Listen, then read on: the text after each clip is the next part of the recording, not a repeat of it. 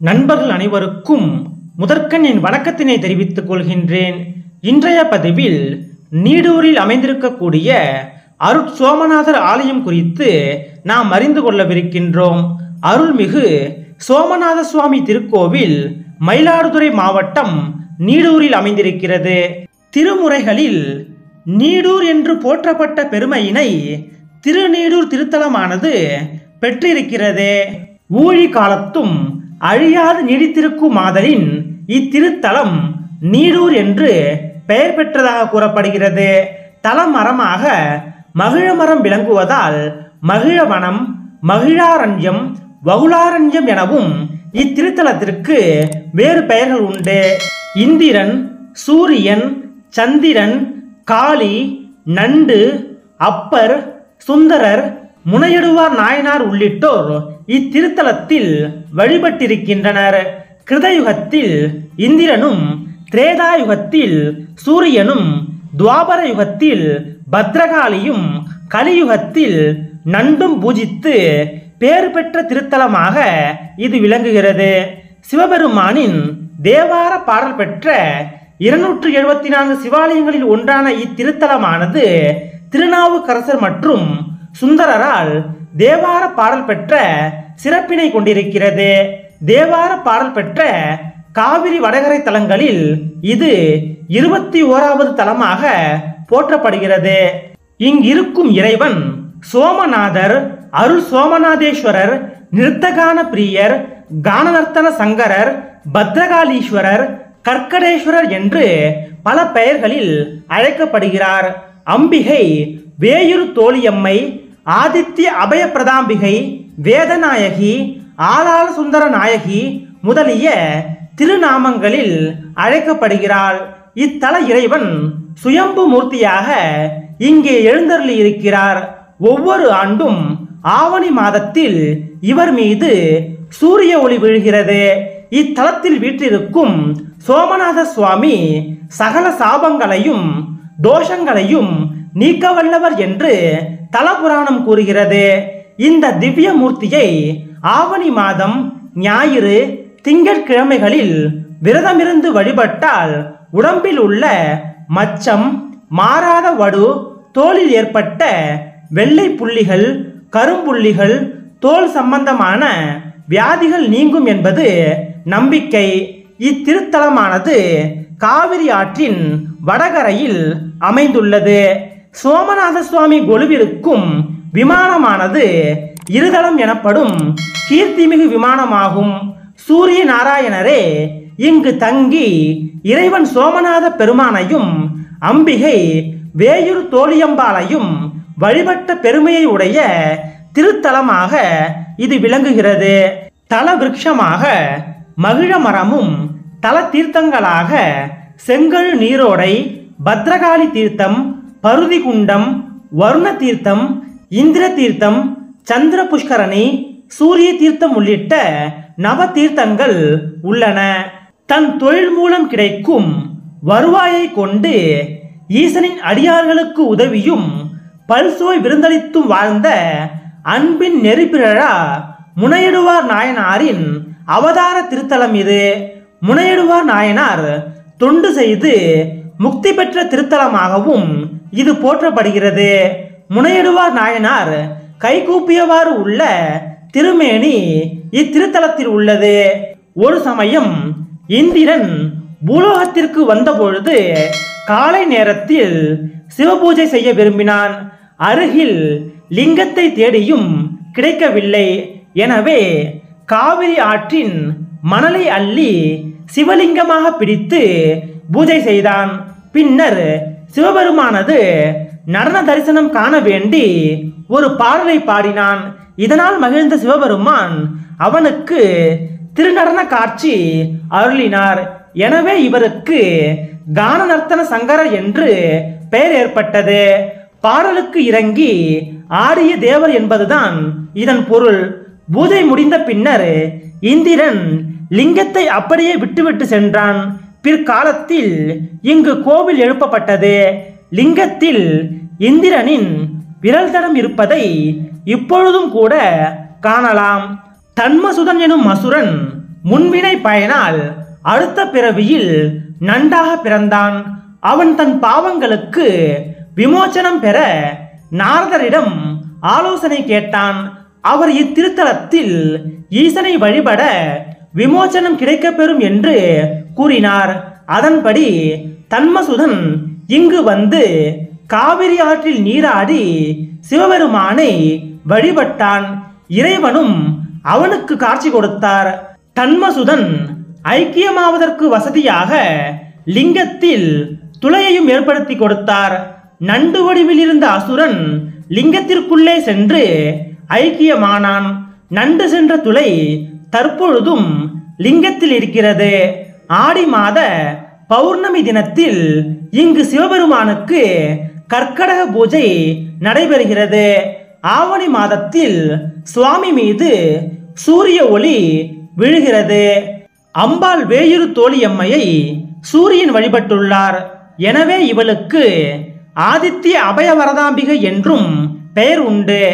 இவளது சன்னதி முன்மண்டபத்தில் சனீஸ்வரர் கிழக்கு பார்த்தபடி தனியே இருக்கிறார். ஒரே இடத்தில் இருந்து அம்பாளையும் சனீஸ்வரரையும் ஒருங்கே தரிசிக்கலாம். இதனால் சனிதோஷம் விலகும் என்று கூறுகிறார்கள். இங்கு நவகிரக சந்நிதி கிடையாது. கோவிலுக்கு வெளியே பத்ரகாளி அம்மன் தனி கோவில் கொண்டிருக்கிறாள். இவள் இத்திருத்தலத்தில் சிவபெருமானை வழிபட்டதாக ஐதீகம் உள்ளது. எந்த ஒரு செயலையும் செய்யும் முன்பு முழுமுதற் கடவுளான விநாயக பெருமானை வணங்கிவிட்டு பின்பு பெரியவர்களின் ஆலோசனையையும் அனுபவங்களையும் கேட்டு அதன்படி நடக்க வேண்டும் என்பர். அதன்படி இத்திருத்தலத்தில் விநாயகரே பெரியவர், பழையவர், புனிதமானவர் என்ற 3 நிலைகளில் அருள்பாலிக்கிறார். இந்த வடிவங்களை சிந்தாமணி விநாயகர், செல்வமகா விநாயகர், சிவானந்த விநாயகர் என்று அழைக்கின்றனர். படைக்கும் தொழில் புரியும் பிரம்மதேவர் உள்ளிட்ட மூர்த்தியரும் இம்3 அம்சங்களையும் தியானித்த பிறகே தம் பணியில் ஈடுபடுவதாக ஐதீகம். புதிய செயல் துவங்குபவர்கள் இவரை வணங்கி ஆலோசனை கேட்டு அதன் பின்பே செயலாற்றுகின்றனர். சுந்தரமூர்த்தி சுவாமிகள் திருநின்றையூர் இறைவனை வணங்கி திருநீடூர் பணியாது திருப்புன்கூர் இறைவனை வணங்க சென்ற பொழுது மெய்யுணர்வு ஓங்கவே அவர் திருநீடூர் வந்து இறைவனை பாடி பணிந்து தங்கியிருந்து பின்னர் திருப்புன்கூர் சென்ற வரலாற்றை சேக்கிழார் பதிவு செய்துள்ளார். திருஞான சம்பந்தர் திருப்புன்கூர் செல்லும் வழியில் நாடு சீர் நீடூர் வணங்கி சென்ற வரலாறு சேக்கிழாரால் குறிப்பிடப்பட்டுள்ளது. திருநாவுக்கரசர் அருளிய பதிகம் திருப்புன்கூர் மற்றும் திருநீடூர் ஆகிய 2 திருத்தலங்களுக்கும் பொதுவானதாக உள்ளது.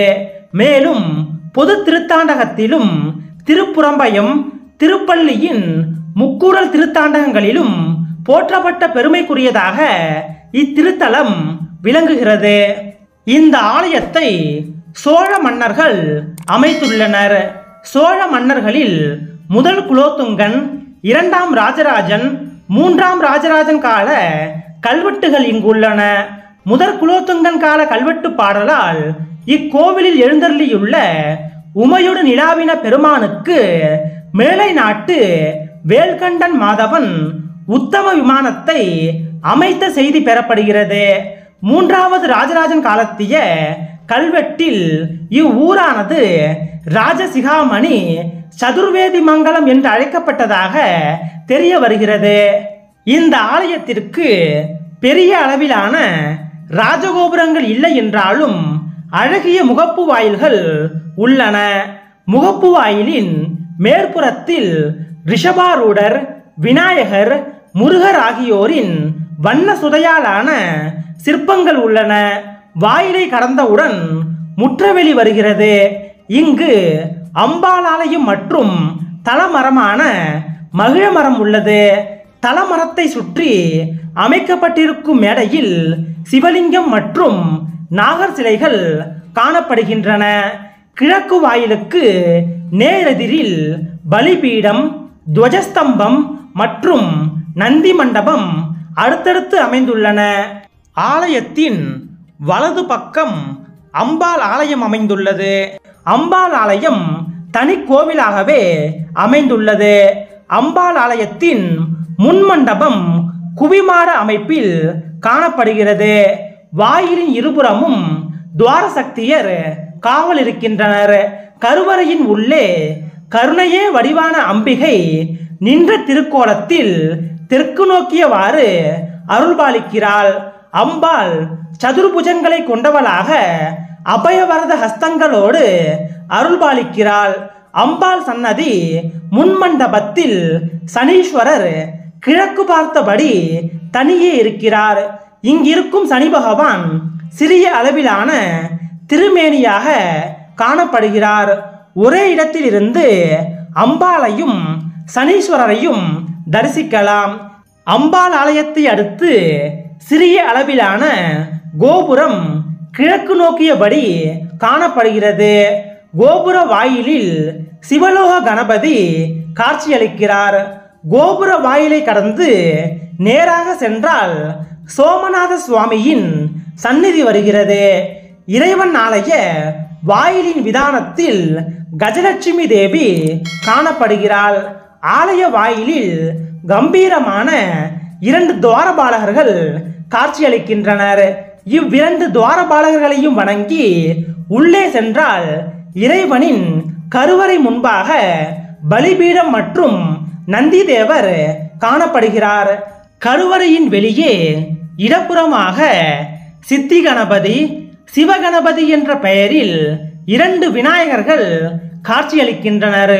கர்ப்பகிரகத்தில் மூலவர் அருள் சோமநாதர் அழகே உருவாய் வீற்றிருக்கிறார். இறைவன் சுயம்பு திருமேனியாக கிழக்கு நோக்கியவராக அருள்பாலிக்கிறார். கருவறையின் இடது பக்கம் உள்ள வாயில் வழியே வெளியே வந்தால் அழகிய திருச்சுற்று மாளிகையோடு கூடியதான சுற்றுப்பிரகாரம் காணப்படுகிறது. சுற்றுப்பிரகாரத்தில் அமைந்துள்ள சிறிய அளவிலான சந்நிதியில் திருஞான சம்பந்தர், திருநாவுக்கரசர், சுந்தரர், மாணிக்கவாசகர் உள்ளிட்ட 4 திருமேனிகள் உள்ளன. 4 சன்னதியை அடுத்து தேவார பாடல்கள் சுவற்றில் பதிக்கப்பட்டுள்ளது. அடுத்து 3 விநாயகர்கள் அருள்பாலிக்கின்றனர். இந்த 3 விநாயகர்கள் பெரியவர், பழையவர், புனிதமானவர் என்ற 3 நிலைகளில் இருக்கின்றனர். இந்த விநாயகரின் வடிவங்களை சிந்தாமணி விநாயகர், செல்வமகா விநாயகர், சிவானந்த விநாயகர் என்று அழைக்கின்றனர். விநாயகர்களை அடுத்து முனையடுவார் நாயனாரின் சந்நிதி வருகிறது. முனையடுவார் நாயனார் கைகூப்பிய நிலையில் காணப்படுகிறார். முனையடுவார் நாயனாரின் சன்னதியை அடுத்து சப்த கன்னியர் காட்சியளிக்கின்றனர்.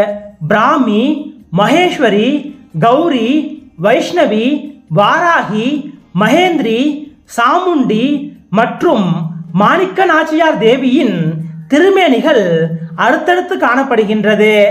ஆலயம் 2 பிரகாரங்களோடும் அழகிய கருவறை விமானத்தோடும் எழிலுற காட்சியளிக்கிறது. கருவறை கோஷ்டத்தில் ஸ்ரீ பாலகணபதியும், பாலகணபதியை அடுத்து தென்முக கடவுளாம் தட்சிணாமூர்த்தியும் காணப்படுகின்றனர். கல்லால மரத்தின் கீழ் காணப்படும் தட்சிணாமூர்த்தியின் எழில் திருமேனி கண்களை கவரும் கலைநயத்துடன் காணப்படுகிறது. மேடையோடு கூடிய தனி சந்நிதியில் தட்சிணாமூர்த்தி காட்சி தரும்படி ஆலய அமைப்பு அமைக்கப்பட்டுள்ளது. ஆலய பிரகாரத்தில் வடக்கு நோக்கி திரும்பும் பொழுது சின்மயானந்த கணபதியின் சன்னதி வருகிறது. இந்த விநாயகரை வணங்கிவிட்டு தொடர்ந்து நடந்தால் முருகப்பெருமானின் சன்னதி வருகிறது. இந்த சன்னதியில் முருகப்பெருமான் வள்ளி தேவசேனா சகிதராக காட்சியளிக்கிறார். முருகப்பெருமானின் சன்னதியை அடுத்து சிவலோகநாதர், கைலாசநாதர் மற்றும் காசி விஸ்வநாதர் சிவலிங்க திருமேனிகள் உள்ளன. சிவலிங்க திருமேனிகளை அடுத்து மகாலட்சுமி தேவியின் சந்நிதி வருகிறது. லட்சுமி தேவியின் சன்னதியை அடுத்து சிறிய அளவிலான விநாயகர், நாகர், சிவலிங்கம், பலிபீடம் நந்தி மற்றும் அம்பாள் சிலை உள்ளிட்டவை காணப்படுகின்றன. கருவறையின் பின்பக்கம் கோஷ்டத்தில் லிங்கோத்பவர் அண்ணாமலையார் என்ற பெயரில் காட்சி தருகிறார். பிரகாரத்தை தொடர்ந்து வலம் வரும் பொழுது ஆலயத்தின் தீர்த்தம் வெளியேறக்கூடிய கோமுகத்தின் மேல் வடக்கு நோக்கியவாறு பிரம்மதேவர் திருக்காட்சி அளிக்கிறார். பிரம்மதேவரை அடுத்து கோஷ்டத்தில் துர்காதேவி காணப்படுகிறாள். மகிஷத்தின் தலை மீது நின்ற திருக்கோலத்தில் துர்காதேவி அருள்பாலித்துக் கொண்டிருக்கிறாள். துர்காதேவியின் அருகிலேயே தனி சந்நிதியில் சண்டிகேஸ்வரர் அருள் புரிகிறார். சண்டிகேஸ்வரரை வணங்கிவிட்டு ஆலயத்தை தொடர்ந்து வலம் வரும் பொழுது நடராஜ பெருமானின் சந்நிதி வருகிறது. ஆனந்த தாண்டவமூர்த்தி என அழைக்கப்படும் இங்கிருக்கும் நடராஜர் மற்றும் சிவகாமி தேவியின் திருமேனிகள் சுதை சிற்பமாக காட்சியளிக்கின்றன. நடராஜர் சன்னதியை தொடர்ந்து காலபைரவரின் சந்நிதி வருகிறது. காலபைரவர் சந்நிதியின் அருகிலேயே முனையடுவார் நாயனாரின் சந்நிதி காணப்படுகிறது. முனையடுவார் நாயனாரை அடுத்து சந்திரதேவர் காணப்படுகிறார். சந்திரதேவரை வழிபட்டு விட்டு முன்னோக்கி செல்ல ஆலய உள்வாயில் வருகிறது. உள்வாயிலின் இடதுபுறத்தில் சூரிய தேவர் காட்சியளிக்கிறார். உள்வாயிலில் நின்றபடி நேராக நோக்க மூலவர் சந்நிதி தெரிகிறது. ஆலயத்தின் கிழக்கு வாயிலுக்கு வெளியே பத்ரகாளி அம்மனின் ஆலயம் தனி கோவிலாக வடக்கு நோக்கியபடி அமைந்துள்ளது. முகப்பு வாயிலின் இடது பக்கத்தில் சிறிய அளவிலான விநாயகர் சன்னதியும் அமைந்துள்ளது. இங்கிருக்கும் பத்ரகாளி அம்மனின் ஆலயம் சுற்றி வலம் வரும் அமைப்புடன் அழகிய விமானத்துடன் அழகுற அமைக்கப்பட்டுள்ளது. ஆலயத்தின் வாயிலில் துவார சக்தியர் காவல் இருக்க வாயில் விதானத்தில் விநாயகர், காளி மற்றும் முருகப்பெருமானின் சுதை திருமேனிகள் காணப்படுகின்றன. இந்த ஆலயத்தில் அருள்பாலிக்கும் பத்ரகாளி அம்மன் சற்றே சாய்ந்த நிலையில் 8 கரங்களில் பலவிதமான ஆயுதங்களை ஏந்தி அசுரனை வதம் செய்யும் கோலத்தில் அருள்பாலிக்கிறாள். இவள் இத்திருத்தலத்தில் அருள்பாலிக்கும் சிவபெருமானை வழிபட்டுள்ளதாக தலபுராணம் கூறுகிறது. இதன் காரணமாகத்தான் இங்கிருக்கும் இறைவனுக்கு பத்ரகாளீஸ்வரர் என்ற பெயர் ஏற்பட்டுள்ளது. இந்த பத்ரகாளி சிவபெருமானை வழிபட்ட பிறகு இந்த ஊரை பாதுகாக்கும் பொறுப்பை பெற்றதாக கூறப்படுகிறது. இவள் ஆளாள சுந்தரி ஸ்ரீ பத்ரகாளி அம்மன் என்றும் அழைக்கப்படுகிறாள். இத்திருத்தலத்தில் 2 கால பூஜைகள் நடைபெறுகிறது. சித்திரை பௌர்ணமி விழா, பங்குனியில் 10 நாட்கள் பிரம்மோற்சவம், பங்குனி குரு பூஜை, சிவராத்திரி, மார்கழி திருவாதிரை, பிரதோஷம், நவராத்திரி உள்ளிட்டவை இங்கு மிக சிறப்பாக கொண்டாடப்படுகிறது. இத்திருத்தலத்தில் வழிபடுவதன் மூலம் திருமண தடை மற்றும் புத்திரதோஷம் நீங்கும் என்றும் செய்த தவறுக்கு மன்னிப்பு கிடைக்கும் என்றும் கூறப்படுகிறது.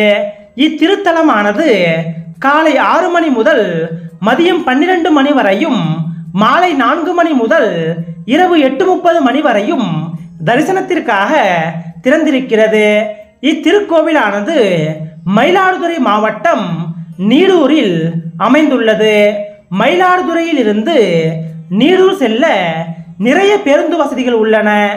வைத்தீஸ்வரன் கோவிலில் இருந்து வருவோர்கள் திருப்பனந்தாள் சாலையில் பட்டவர்த்தி எனும் ஊரை வந்து இடப்புறமாக திரும்பி மயிலாடுதுறை சாலையில் சென்றால் நீடூரை அடையலாம்.